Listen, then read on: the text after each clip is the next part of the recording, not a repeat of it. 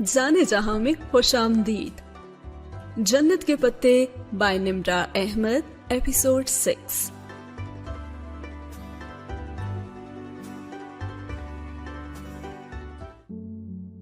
हया ने उस खूबसूरत ऊंचे पुल को देखा और सोचा कि कितने वर्ष वो इसी पुल पर से गुजरा होगा और कितनी दफा उसने बॉस्फोरस के नीले पानियों पे चांदी की परियों का रक्स देखा होगा। जब वो उससे मिलेगी तो क्या उसकी आंखों में इस्तांबुल की सफेद घास सी बर्फ जमी होगी या फिर मरमरा के पानियों का जोश होगा, और क्या वो कभी उससे मिल भी पाएगी? इस ख्याल पे उसका दिल जैसे मरमरा के समंदर में डूबकर किसी लुटी पुटी कश्ती की तरह होले से उभरा था। और फिर उसने देखा कि खिड़की के उस पार से एक दराज कद लड़की कार की तरफ चलती हुई आ रही थी। चेहरे के गिर्द स्कार्फ लपेटे, ब्लू जीन्स के ऊपर घुटनों तक आता सफेद कोट पहने, वो कोट की जेबों में हाथ डाले सर झुकाए चलती हुई आ रही थी। उसकी रंगत भी इस्तांबुल के सूरज की तरह सुनहरी और आंखें बोझल बादलों की मानंद सुरमई थी। वो लड़की उन दोनों तुर्क लड़कों के पास पहुंची और मुस्कुराते हुए चौखताई के हाथ से चाबी ली। और वहां पे अहमद पीछे खड़ी हायस की जानिब इशारा करके कुछ कहने लगा और वो लड़की अपनी नर्म मुस्कुराहट के साथ सर हिलाती बस सुनती गई। इसके बाद वो दोनों तो चले गए और वो लड़की कार की तरफ आई, दरवाजा खोला और ड्राइविंग सीट पे बैठकर गर्दन पीछे घुमाई। अस्सलाम वालेकुम और तुर्की में खुशामदीद। उसकी अंग्रेजी शस्ता और अंदाज बेहद नर्म था और हया ने महसूस किया कि तुर्क अस्सलाम वालेकुम के बजाय सलामुन अलैकुम कहते हैं। वालेकुम अस्सलाम। हया ने उसका बड़ा हाथ थामा तो उसे लगा कि उसने इतना नर्म हाथ तो कभी छुआ ही नहीं होगा, और वो कोई हाथ नहीं, गोया मक्खन का टुकड़ा था। मेरा नाम हाले नूर है और मेरा ताल्लुक रूमी फर्म से है। मैं सिबांजी से मटेरियल साइंस एंड इंजीनियरिंग में एमएस कर रही हूं। एयरपोर्ट पर आपको लेने के लिए भी मुझे ही आना था, लेकिन मैं कहीं फंस गई थी, इसलिए आ नहीं सकी। बहुत माजरत। उसने कार वापस अब मोड़ दी थी। हया सुलेमान, खदीजा राना, उनके तारुफ को हाले नूर ने अपनी मखसूस मुस्कुराहट के साथ सुना और फिर सर इस बात में हिलाया। वो वाकई नूर का हाला था, धुली हुई चांदनी। वो स्टीयरिंग व्हील घुमाती हुई उनसे कहने लगी कि अब हम इंसारी मोहल्ला जा रहे हैं। मोहल्ला? उर्दू वाला मोहल्ला? हया, डीजे ने धीरे से सरगोशी की। शायद तभी तो कहते हैं कि उर्दू तुर्क से ही तो निकली है। तुमने मैट्रिक में उर्दू जुबान के मजमून में इस फिक्रे का रट्टा नहीं लगाया था कि लफ्ज उर्दू तुर्क जुबान से निकला है, जिसके मायने लश्कर के हैं? टीचर ने चहक कर उसका फिक्रा मुकम्मल किया। अजूब सुल्तान जामे के बैरूनी बाजार का नाम है इंसारी मोहल्ला। बेहद रश था वहां पे, बहुत से लोग और हर सू उड़ते चुगते कबूतर। वो तीनों लोगों के दरमियान से बामुश्किल रास्ता बनाती हुई मस्जिद के अहाते तक पहुंची थी। वहां पे नमाज से फारिग होकर हया ने देखा कि वहां जामे का जो नाम था वो सुल्तान कैमी CAMII लिखा था, और उसने सोचा कि जामिया में जे की जगह सी लिखा है, जो कि गलत लग रहा था उसे। और तभी उससे बताया हाले ने कि हमारी जुबान में सी को अरबी के जीम की आवाज से पढ़ा जाता है। इंसारी मोहल्ले के रश से गुजरते हुए उसकी हैरत पे तो हाले ने बताया तो वो मुस्कुराती हुई बड़े एतमाद से अपने सफेद कोट की जेबों में हाथ डाले चल रही थी। और उसकी बात पे हया बेख्तियार चौंकी। तो हाले ने रुककर शॉपर से अपने जूते निकालते हुए उसे देखा और उससे पूछा कि तुम हैरान क्यों हो? وہاں مسجد میں داخلے کے وقت جوتے باہر رکھنے کے بجائے شاپر میں رکھنے اور ساتھ شاپر ہمہ وقت اٹھائے رکھنے کا رواج تھا. اور وہ اس سے بے اختیار پوچھ بیٹھی کہ یعنی اگر کسی کا نام جیہان ہو تو وہ ترک ہجوں میں اسے کیسے لکھے گا بھلا؟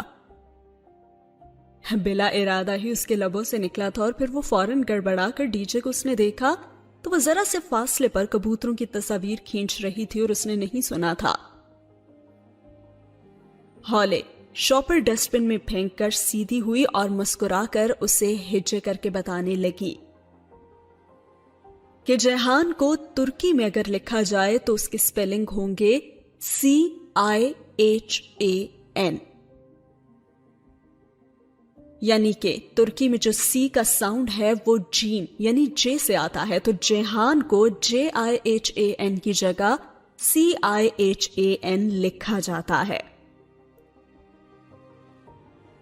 بالکل اسی طرح جامعہ کی بھی سپیلنگ CAMI ہوں گے، کیونکہ ترکی زبان میں سی کو عربی کے جیم کی آواز سے پڑھا جاتا ہے.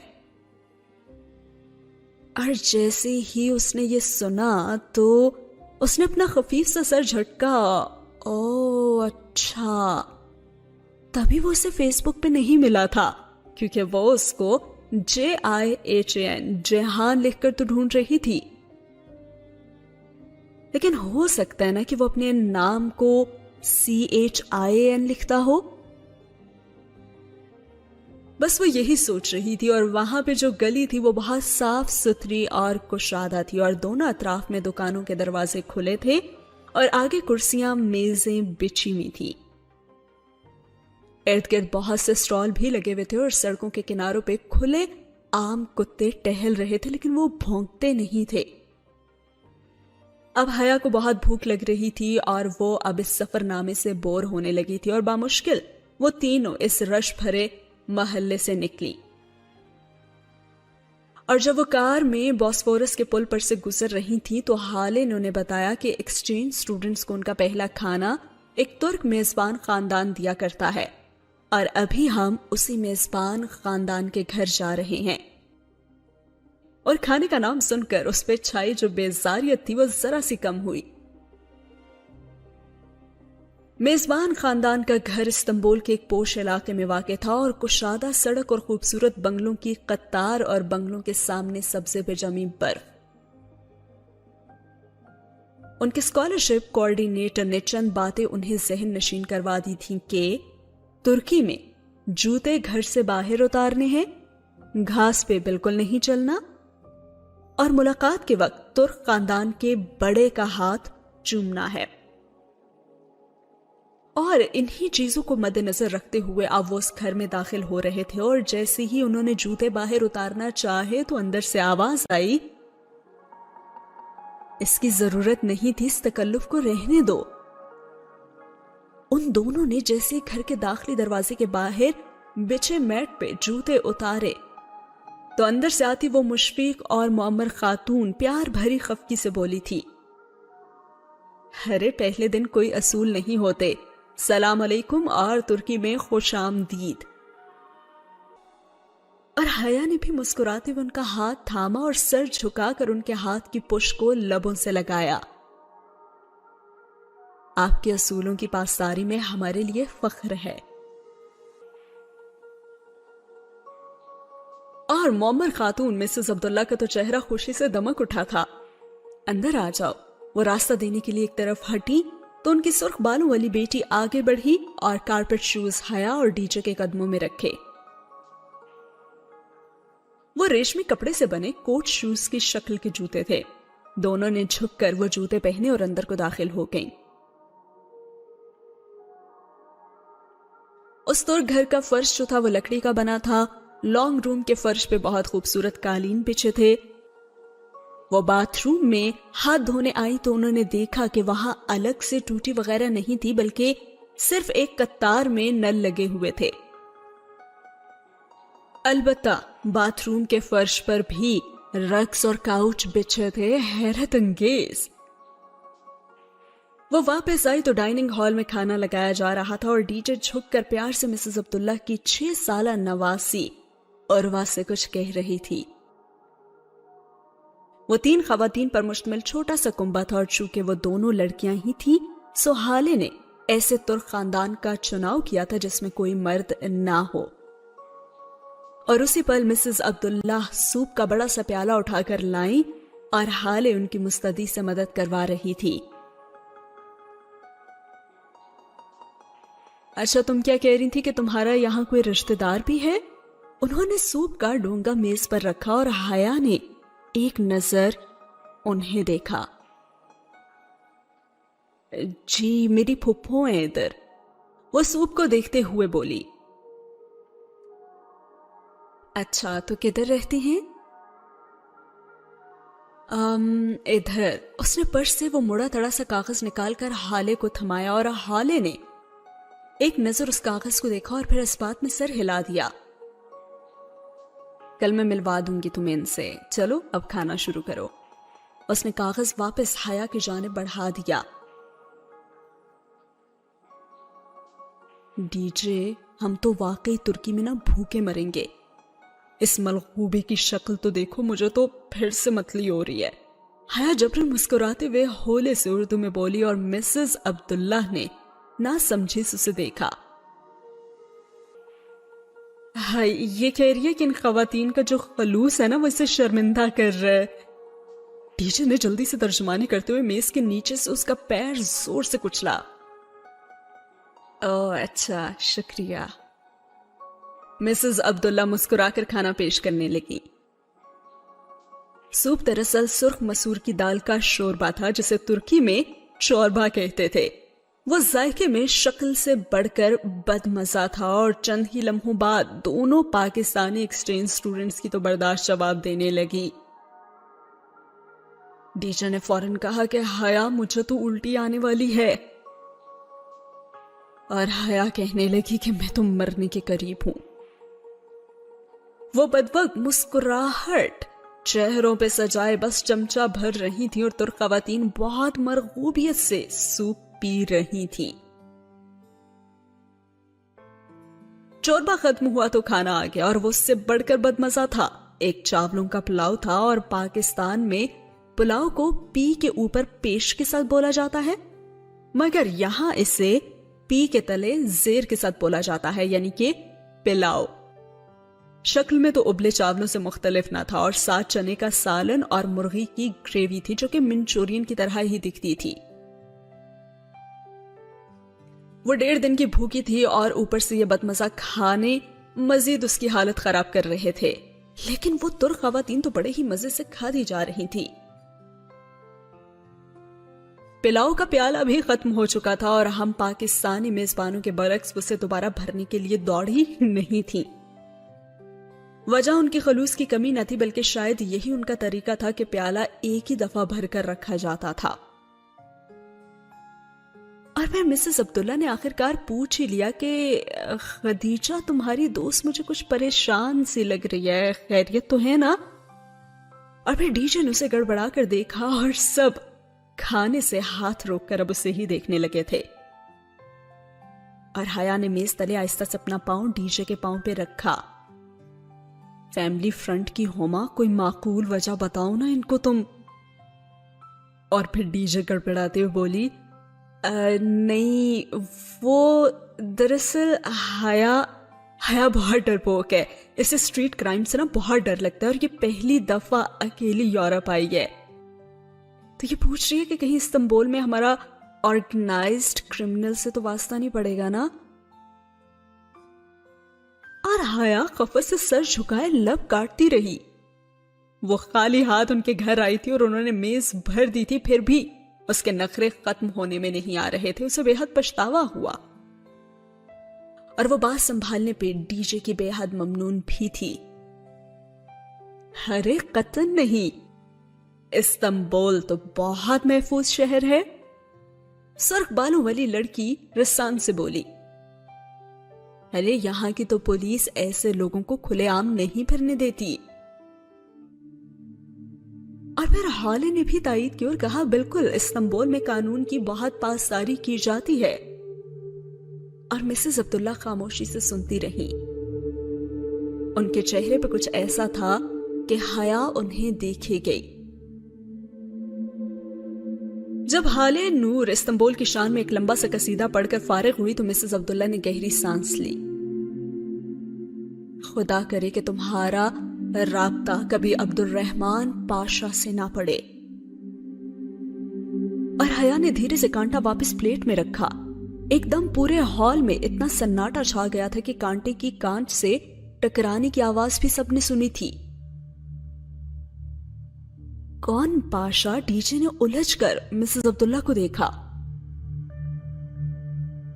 وہ ممبئی کا ایک سمگلر ہے، یورپ سے ایشیا اسلحہ سمگل کرتا ہے۔ استنبول میں اگر چڑیا کا بچہ بھی لاپتہ ہو جائے نا تو اس میں پاشا کا ہاتھ ہوتا ہے۔ بوسفورس کے سمندر میں ایک جزیرہ ہے، بیوکدا۔ اس جزیرے پہ اس مافیا کا راج ہے۔ اور تبھی ان کی بیٹی نے بڑی خفگی سے ان کو دیکھا اور کہا، میری موم کو نا خواب بہت آتے ہیں۔ اور پھر مسز عبداللہ نے کہا کہ یہ لڑکیاں تو سمجھتی ہیں کہ میری عقل میرا ساتھ چھوڑنے لگی ہے۔ اور پھر ہالے نے بھی فوراً کہا، بالکل ٹھیک سمجھتی ہیں۔ اور ایکسچینج سٹوڈنٹس کان کھول کر سن لو، ہالے نے قطرے تل ملا کر مداخلت کی، استنبول میں ایسا کوئی کرائم سین نہیں ہے، یہ بس سب گھریلو عورتوں کے افسانے ہی ہیں، یہاں کوئی بھارتی سمگلر نہیں ہے۔ دونوں ترک لڑکیاں اپنی بات ختم کر کے سویٹ ڈش کی طرف متوجہ ہو چکی تھی اور خدیجہ بھی ان کی باتوں پر مطمئن ہو کر شکر پارے کھانے لگی تھی۔ لیکن مسز عبداللہ کی جو بات تھی پاشا سمگلر کے بارے میں، وہ تو خدیجہ کے حلق میں اٹک ہی گئی تھی۔ اسے عجیب سی بے چینی ہونے لگی، کیونکہ ابو ظہبی انٹرنیشنل ایئرپورٹ پر اس نے اس حبشی کے منہ سے بھی پاشا کا نام سنا تھا، اور وہ نہایت مزمل سا اپنی بیوی سے عربی میں بات کر رہا تھا، اپنے بیٹے کے علاج کا ذکر۔ لیکن یہ بھی تو ہو سکتا ہے نا کہ وہ کسی اور پاشا کے کام کا ذکر کر رہا ہو اور واقعی ترک گھریلو عورتوں کے افسانوں کے مرکز پاشا کا کوئی وجود ہی نہ ہو۔ خیر، الوداعی لمحات میں جب باقی سب آگے نکل چکے تو مسز عبداللہ نے دھیرے سے حیا کے قریب سرگوشی کی، یہ لڑکیاں استنبول کی برائی نہیں سن سکتی، تمہیں اسی لیے بتایا گیا ہے کہ تم کرائم سے ڈرتی ہو اور خوبصورت بھی ہو، اور خوبصورت لڑکیوں پہ عموماً ایسے لوگ نظر رکھتے ہیں۔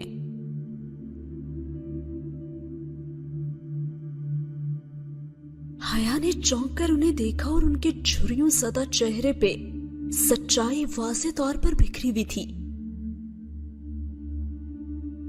وہ واقعی اپنا وجود رکھتا ہے۔ اور ان کی یہ بات سن کر تو وہ بالکل سن سی ہوئی انہیں دیکھی گئی، تو کیا افواہوں کا خوف مجسم صورت میں ان کے سامنے آ گیا تھا،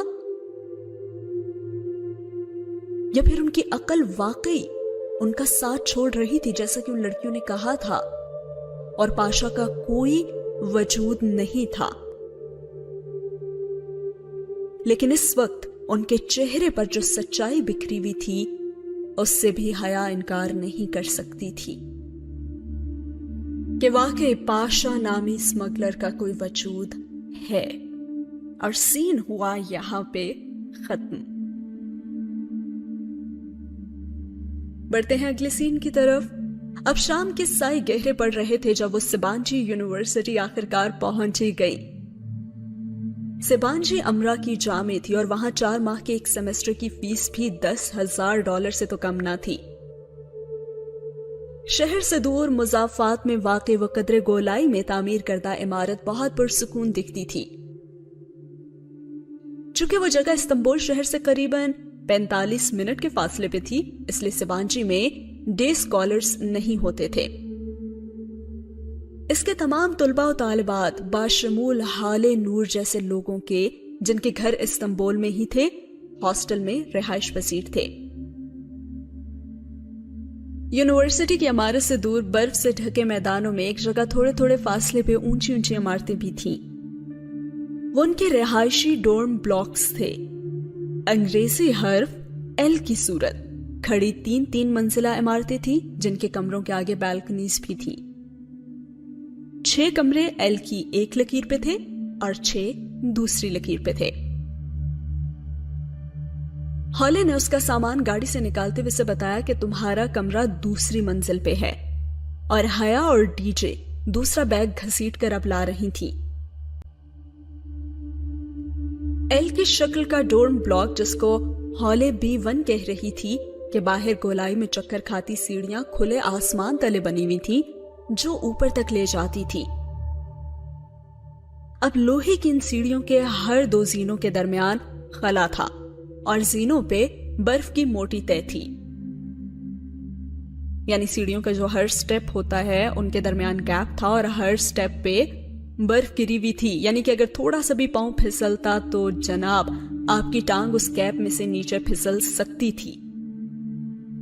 और वो तीनों गिरती पड़ती बामुश्किल हया का सामान ऊपर लाई थी। कमरा तो अच्छा है, हम यहां रहेंगे? हया ने हॉले की थमाई चाबी से अपनी डॉर्मेट्री का दरवाजा धकेला तो बेख्तियार लबों से निकला। डॉर्मेट्री एक ऐसे लार्ज बेडरूम को कहते हैं जहां पे हॉस्टल में रहने वाले जो यूनिवर्सिटी और कॉलेज के स्टूडेंट्स होते हैं वो वहां पे रहते होते हैं। अब जो हया ने सवाल पूछा था कि कमरा अच्छा है और क्या हम यहां रहेंगे, तो उसके जवाब में उसने से बताया कि हम नहीं, सिर्फ तुम, क्योंकि खदीजा का ब्लॉक B2 है, वो जो सामने है। उसने उंगली से दूर बर्फीले मैदान में बनी इमारत की जानिब इशारा किया। क्या मतलब, मैं इधर अकेली रहूंगी? वो दंग रह गई। हाँ, बाद में तुम बदलवा सकती हो डॉर्म ऑफिसर से कहकर। अभी तुम आराम करो। और हर कमरे में 4 स्टूडेंट्स होते हैं और हर स्टूडेंट की टेलीफोन एक्सटेंशन उसकी मेज पे होती है। आजकल छुट्टियां तो अक्सर तालिब इल्म अपने घर गए हुए हैं, तो तुम्हारा कमरा खाली है। मगर तुम जाकर अपने बेड पर ही सोना, क्योंकि तुर्क लड़कियों के बिस्तर पर कोई सो जाए ना तो वो बुरा मानती हैं।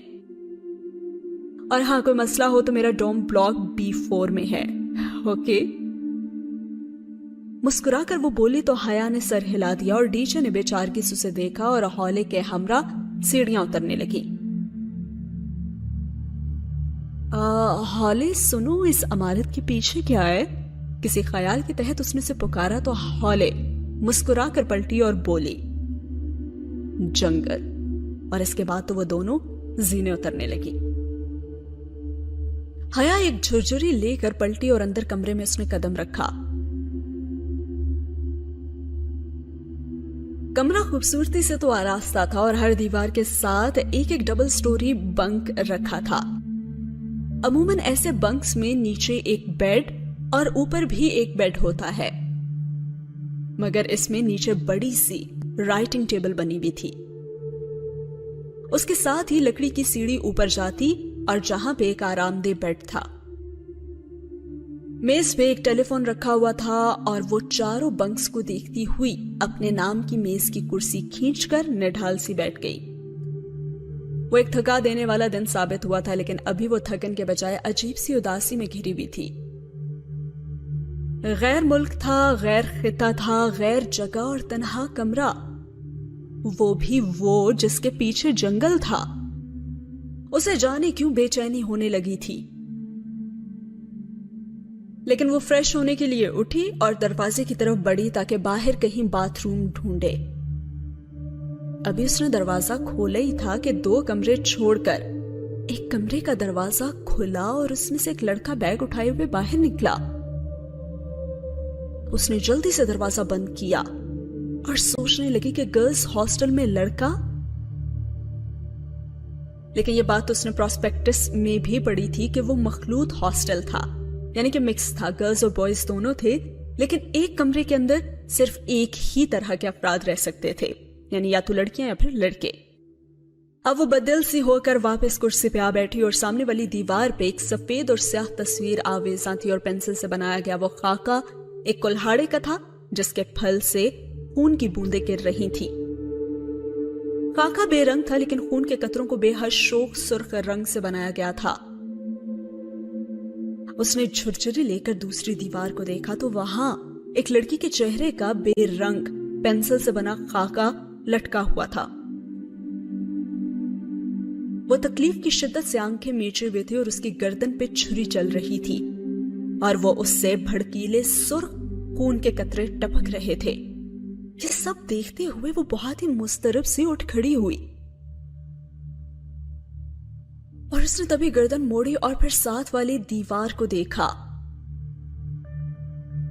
उन तस्वीर वाली दीवार के साथ लगे बंक की मेज पे बहुत से चाकू और छुरियां कतार में रखे हुए थे और हर साइज, हर किस्म और हर धार का चाकू मध्यम रोशनी में भी चमक रहा था।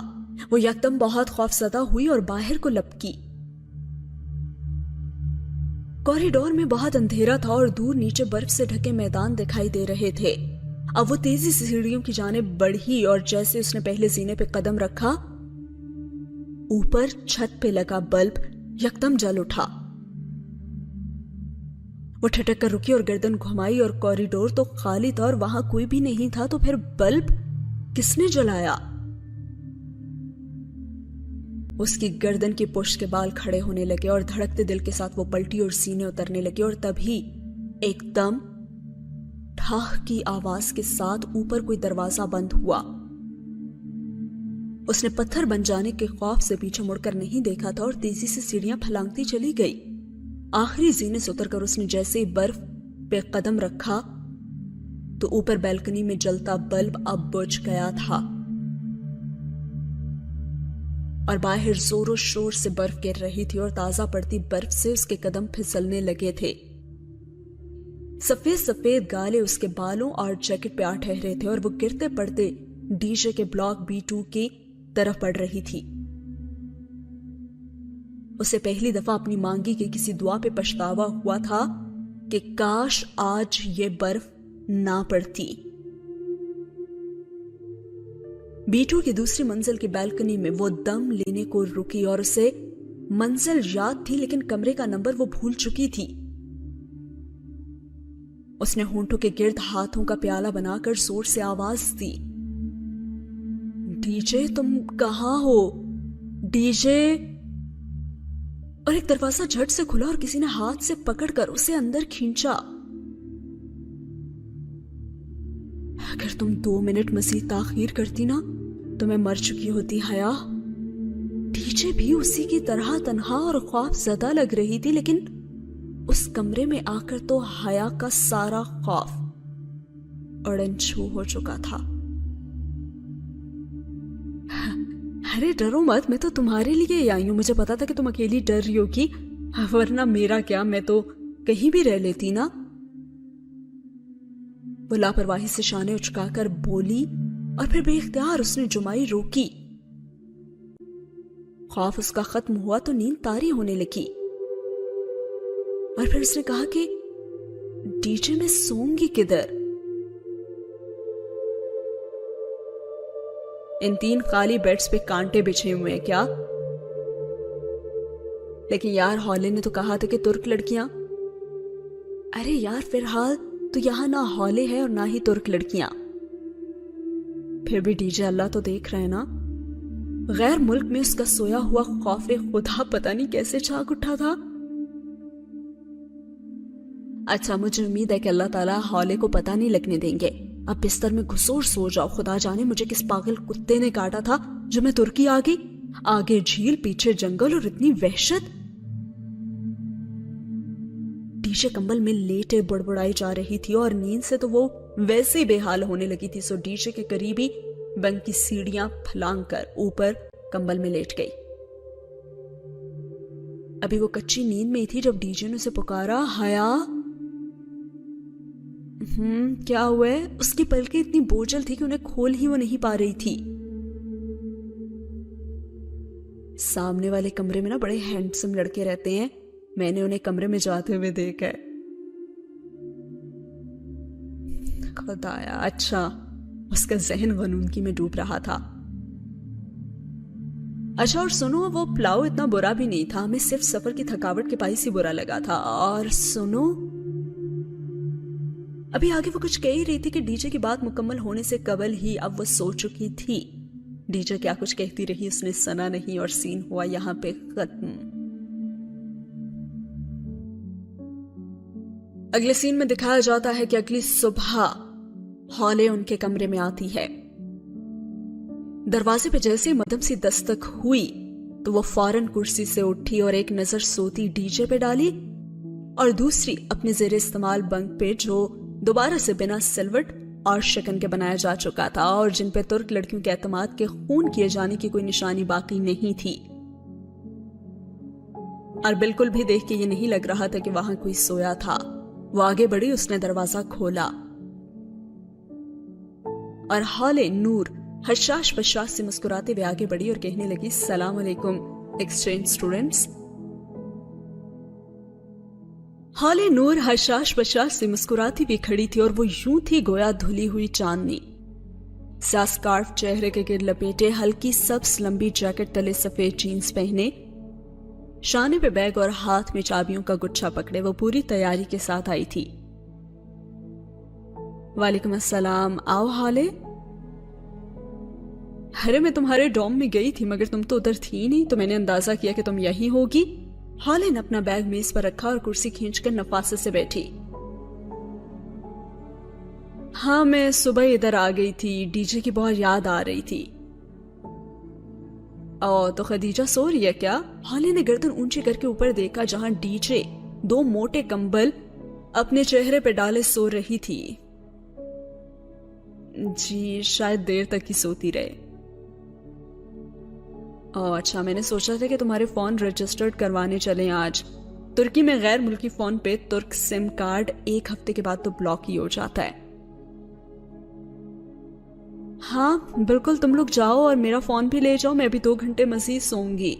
कंबलों के अंदर से आवाज आई तो हॉले मुस्कुरा दी और मुस्कुराते हुए उसकी चमकती सुरमई आंखें छोटी हो जाती थी। चलो ठीक है हया, फिर हम दोनों ही चलते हैं। वो दोनों साथ खड़ी हो गईं और हया सुबह अपने कमरे में जाकर फ्रेश तो हो आई थी और अभी वो स्याह चूड़ीदार पजामे और टखनों तक आती स्याह लंबी कमीज में मलबूस थी। शिफॉन का दुपट्टा गर्दन के गिर्द मफलर की तरह लपेटे और ऊपर लंबा स्याह स्वेटर पहने हुए थी जिसके बटन सामने से खुले हुए थे। और फिर हॉले ने उसे उठते हुए बताया कि कुछ दिन ना मेरे खुशकिस्मत दिन होते हैं जब मेरे पास कार होती है, और कुछ दिन ना बदकिस्मत दिन जब मेरे पास कार नहीं होती है, और आज मेरा खुशकिस्मत दिन है।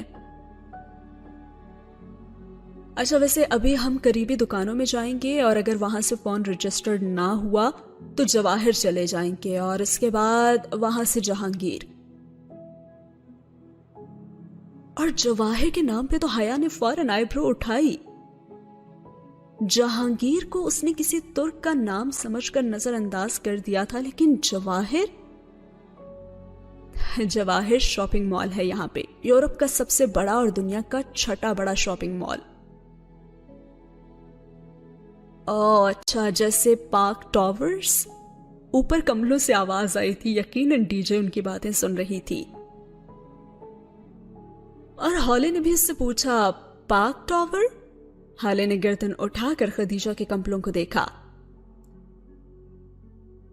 हाँ जी, हमारा पार्क टॉवर्स एशिया के सबसे बड़ा शॉपिंग मॉल शुमार होता है, वो हनूंदा आवाज में बोली। और हॉले सताई से मुस्कुराकर बाहर निकल आई। नाइस। हया ने उसके जाने की तसल्ली कर ली और फिर लपक कर पीछे आई और सीढ़ी पर चढ़कर डीजे का कंबल खींचा। ये पार्क टावर्स एशिया का सबसे बड़ा मॉल कब से हो गया? अबे उसने कौन सा जाकर चेक कर लेना है, थोड़ा शो मारने में आखिर क्या हर्ज है। और डीजे कड़ाप से फिर कंबल में घुस गई और सीन हुआ यहां पे खत्म। हॉले ड्राइव करते हुए मुतासिब सी बार बार माजरत कर रही थी क्योंकि फोन रजिस्टर नहीं हो सके थे। एविया की दुकान पहले तो मिली नहीं और इसके अलावा जो दूसरी मोबाइल कंपनियां थी उनकी दुकानें तो हर जगह थी, यूं जैसे आपको जोंग की दुकान की तलाश हो और आपको हर तरफ यूफोन की ही दुकान मिल रही हो। बामुश्किल उन्हें एक दुकान मिली भी तो उसका मैनेजर शॉप बंद करके जा रहा था और लाख मिनटों पर भी उसने दुकान नहीं खोली और चला गया। और अब हॉले मुसलसल शर्मिंदगी का इजहार कर रही थी। अरे बस करो हॉले, बाद में हो जाएगा ना ये काम, अब मुझे शर्मिंदा तो मत करो। हाँ खैर, तुम्हारा दूसरा काम तो करूं ना, चलो जहांगीर चलते हैं। हॉले ने गहरी सांस अंदर खींची और गाड़ी सड़क पे रवां दवां थी और खिड़की के बाहर हर सू बर्फ दिखाई दे रही थी। अच्छा जरा तुम एड्रेस दिखाओ, हम पहुंचने वाले हैं। और हया ने नासमझी से ड्राइव करती हॉले को देखा। किधर? जहांगीर, और किधर? वहां क्या है? अरे तुम्हारी आंटी का घर ना, कल कहा जो था कि तुम्हें ले जाऊंगी, सुबह बताया भी था, तुम तो भूल ही गई। तो क्या तुम मुझे उधर लेकर जा रही हो? वो हक्का बक्का रह गई। हाँ ना, चलो अब एड्रेस बताओ, और स्ट्रीट नंबर तो मुझे याद रह गया था, आगे बताओ उसके। ओ हॉले, उसने हड़बड़ाकर पर्स से वो मुड़ा तड़ा सा कागज निकाला और उसने कागज पे देखा कि उस इलाके का नाम CIHANGIR लिखा था और वो उससे समझ नहीं पा रही थी कि उसे वो जहांगीर क्यों कह रही थी। और फिर उसे याद आया कि हाँ, सी को तो जीम से पढ़ा जाता है, तो ये जहांगीर ही था। अब उसे याद आया कि तुर्कों का सी जीम की आवाज से पढ़ा जाता था और अगर उसे जरा सा भी अंदाजा होता कि इधर जाना है तो वो तो तहाइफ ही उठा लेती ना जो अम्मा ने भेजे थे। जरा अच्छे कपड़े ही पहन लेती और थोड़ा सा मेकअप ही कर लेती। तभी हॉले ने उससे कहा कि हाँ ये लो, ये सामने ही तो है, अब तुम जाओ और मुझे इधर थोड़ा सा काम है। मेरा नंबर तो तुमने फीड कर ही लिया है ना, जब फारिग हो जाओ तो मुझे कॉल कर लेना, मैं आ जाऊंगी, घंटा तो मुझे लग ही जाएगा और फिर खाना तो हम साथ ही खाएंगे, ठीक है।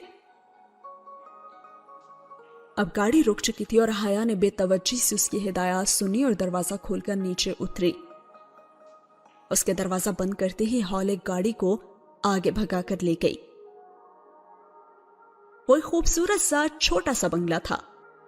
बैरूनी चार दीवारी की जगह सफेद रंग की लकड़ी की बाड़ लगी थी और गेट भी लकड़ी की बाड़ का बना था। गेट के पीछे छोटा सा बागीचा था और उसके आगे वो बंगला था। बंगले की गुलाबी छत मखरूती थी, दाखिली सफेद दरवाजा जरा सा ऊंचा था और उस तक चढ़ने के लिए 2 स्टेप्स बने हुए थे। स्टेप्स के दोनों अतराफ खुश रंग फूलों वाले गमले भी रखे हुए थे। तो ये थी वो छोटी सी जन्नत जिसमें वो रहता था और जिससे बाहर निकलने का उसने कभी सोचा ही नहीं था। वो गेट को धकेलकर पत्थरों की रविश पे चलती उन स्टेप्स तक आई। ऊंचे सफेद दरवाजे पे सुनहरी रंग की तख्ती लगी हुई थी जिस पे लिखा था सिकंदर शाह। वो तुर्क लहजों में लिखा नाम उसके फुफ्फा का ही था। घंटी की तलाश में उसने इधर उधर देखा, निगाह दौड़ाई। उस घर में बहुत सी लकड़ी की खिड़कियां भी बनी हुई थी और शायद कोई खिड़की खुली थी जिससे मुसलसल एक ठक ठक की आवाज आ रही थी, जैसे कोई हथौड़े या फिर कुल्हाड़ी को लकड़ी पे जोर से मार रहा हो। उसने कपकपाती उंगली घंटी पे रखी और सुनहरी डोर नॉब के चमकते धात में अपना अक्स देखा। काजल से लबरेज बड़ी बड़ी स्याह आंखें, दोनों शानों पर फिसल कर नीचे गिरते बाल और सर्दी से सुर्ख पड़ती नाक। वो स्याह लिबास में चीनी की मूरत लग रही थी, घबराई हुई या परेशान सी मूरत। उसने घंटी से उंगली उठाई तो ठक ठक की आवाज बंद हो गई। चंद लम्हे बाद लकड़ी के फर्श पे कदमों की चाप भी सुनाई दी। कोई अनजानी जुबान में बड़बड़ाता हुआ दरवाजा खोलने आ रहा था और वो लब काटते हुए किसी मुजरिम की तरह सर झुकाए खड़ी थी। और जब दरवाजा खुला तो चौखट में बिछे डोरमैट पे उसे दरवाजा खोलने वाले के नंगे पांव भी दिखाई दिए और उसकी निगाहें धीरे से ऊपर को उठी थीं। ब्लू जीन्स और ऊपर ग्रे स्वेटर में मलबूस वो एक हाथ में हथौड़ी पकड़े खड़ा था। स्वेटर की आस्तीनें उसने कोहनियों तक मोड़ रखी थी और उससे उसके बाजू झलक रहे थे। हया ने धीरे से चेहरा उठाकर उसे देखा और उसका तो सांस लम्हे भर को साकित हुआ था। वो वैसे ही था जैसे अपने बचपन की तस्वीर में लगता था। वही भूरे माइल बाल जो बहुत स्टाइलिश अंदाज में माथे पे गिरे थे, पुरकशिश आंखें, उठी हुई मगरूर नाक, सुनहरी रंगत के तीखे नकूश और वो माथे पे तेवरी लिए आंखें सुकेड़े उसे ही देख रहा था। बिलाशुबा वो बहुत हैंडसम था। इसके बाद उनके दरमियान क्या गुफ्तगू हुई और क्या बातचीत हुई ये जानेंगे हम अगले एपिसोड में। यहाँ पे ये एपिसोड होती है खत्म। उम्मीद है कि आपको अब थोड़ा सा नॉवेल में इंटरेस्ट पैदा होना शुरू हो गया होगा। तो कैसी लगी आज की वीडियो कमेंट सेक्शन में जरूर बताइएगा। मिलते हैं अगले एपिसोड में। अल्लाह हाफिज।